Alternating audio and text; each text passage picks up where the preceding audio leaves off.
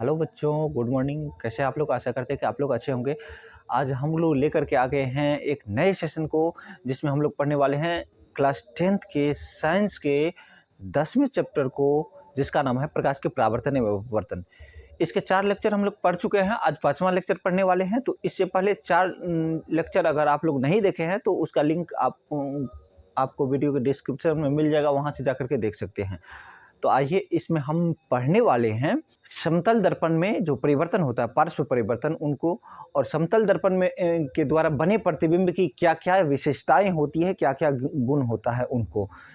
साथ ही हम लोग जानेंगे कि गोलीय दर्पण किसे कहते हैं और गोलीय दर्पण कितने प्रकार के होते हैं।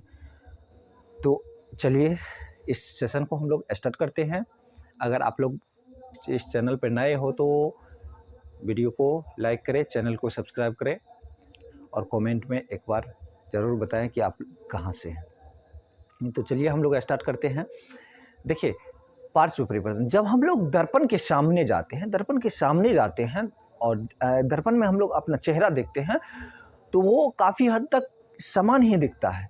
जब हम लोग समतल दर्पण के सामने जाते हैं तो समतल दर्पण में मेरा सेम मतलब कोई परिवर्तन, समतल दर्पण और मेरे चेहरे में कोई परिवर्तन नहीं आता है, लगता है कि हूबहू उसमें है। लेकिन दोस्तों, बच्चों, उसमें एक परिवर्तन होता है।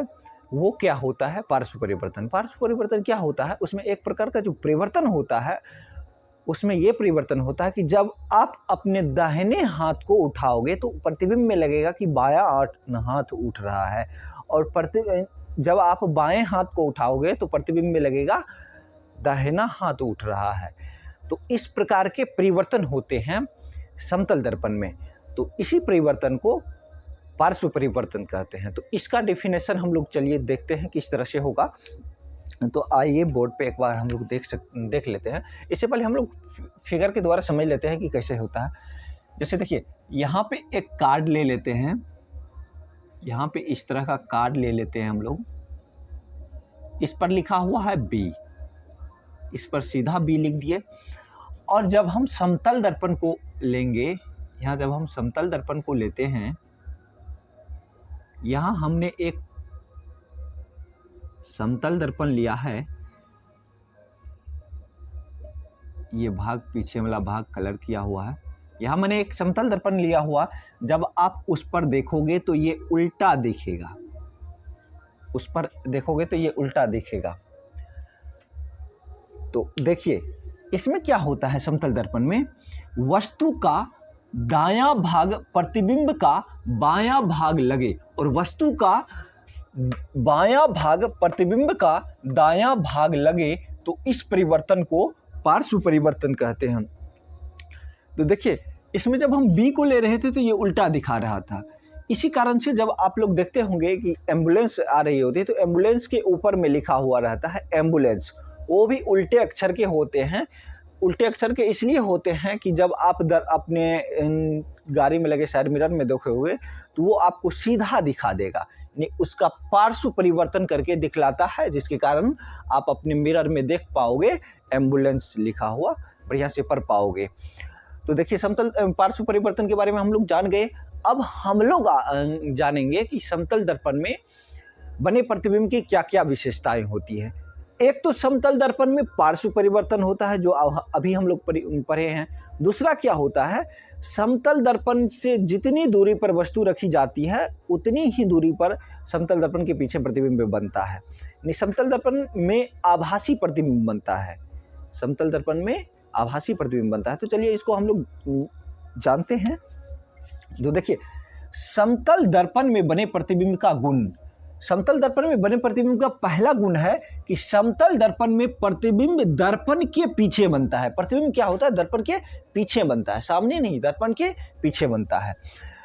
समतल दर्पण में प्रतिबिंब का आकार वस्तु के आकार के बराबर होता है। जितने आकार की वस्तु रहेगी प्रतिबिंब भी उतने आकार का ही रहेगा। उसके बाद प्रतिबिंब वस्तु की अपेक्षा सीधा बनता है। प्रतिबिंब क्या होता है? वस्तु की अपेक्षा सीधा बनता है। प्रतिबिंब पार्श्विक रूप से उल्टा होता है। पार्श्विक मतलब जैसे इस तरह से सीधा हो गया, ये उल्टा हो गया। इसका दाहिना भाग बायां दिखाएगा और बायां भाग दाहिना दिखाएगा। प्रतिबिंब क्या होता है? पार्श्विक रूप से उल्टा होता है। प्रतिबिंब आभासी होता है। प्रतिबिंब आभासी मतलब होगा आभास, जिसको हम पर्दे पर प्राप्त नहीं कर सकते हैं, लगता है कि प्रतिबिंब बन रहा है। प्रतिबिंब दर्पण से उतना ही आगे बनता है जितना वस्तु दर्पण से पीछे रहता है। यहां तक हम लोग जान गए प्रतिबिंब के समतल दर्पण में बने प्रतिबिंब के गुण को। अब चलिए हम लोग जानते हैं गोलीय दर्पण। गोलीय दर्पण किसे कहते हैं? देखो बच्चों, गोलीय दर्पण जो होता है गोलाकार दर्पण होता है, यानी या तो गोलीय होगा या किसी खोखले गोले का भाग होगा। समतल दर्पण का परावर्तक सतह कैसा होता था? समतल होता था। लेकिन गोलीय दर्पण का परावर्तक सतह गोलीय होता है, यानी जिस दर्पण का परावर्तक सतह गोलीय हो या जिस दर्पण का परावर्तक सतह किसी खोखले गोले का भाग हो, उस दर्पण को हम लोग क्या कहते हैं? गोलीय दर्पण कहते हैं। तो इससे पहले लेक्चर में हम लोग गोलीय दर्पण पढ़ चुके थे। आज हम लोग पढ़ेंगे गोलीय दर्पण के प्रकार के बारे में, गोलीय दर्पण को कितने भागों में बांटा गया है।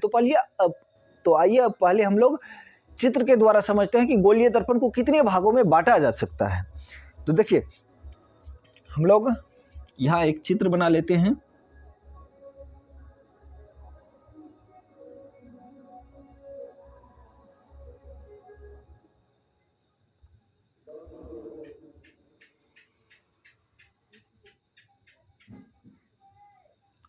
हम लोग यहाँ एक चित्र बना लिए। अब इसको जब भी कलर करेंगे तो दाहिने ही से कलर करेंगे। ये मेरा जो राइट हैंड है उस तरफ से हम लोग कलर करते हैं, तो इस तरफ कलर करेंगे, इस तरफ हम लोग कलर कर देते हैं, और इसका भी इस तरफ कलर कर देंगे क्योंकि ये दाहिने हिस्सा है। इस प्रकार हम लोग कलर कर दिए। तो इस प्रकार हम लोग देखते हैं, ये खोखले गोले का वक्रता केंद्र है जिसको हम लोग सी कह सकते हैं। तो इस प्रकार हम लोग देखते हैं कि दो तरह के परावर्तक सतह हमको दिखाई पड़ता है। इसमें एक परावर्तक सतह जो अंदर की ओर, एक परावर्तक सतह वो होता है जो अंदर की ओर धंसा हुआ है, इस तरह से लग रहा है, अंदर की ओर धंसा हुआ है। एक का परावर्तक सतह बाहर की ओर उभरा हुआ है, बाहर की ओर इस तरह से। तो इसी परावर्तक सतह के आधार पर दर्पण को, गोलीय दर्पण को दो भागों में बांटा गया है। तो वो दो भाग कौन कौन है, आइए हम लोग जानते हैं। तो ये दोनों भाग जो है, पहला है अवतल दर्पण। क्या है? अवतल दर्पण।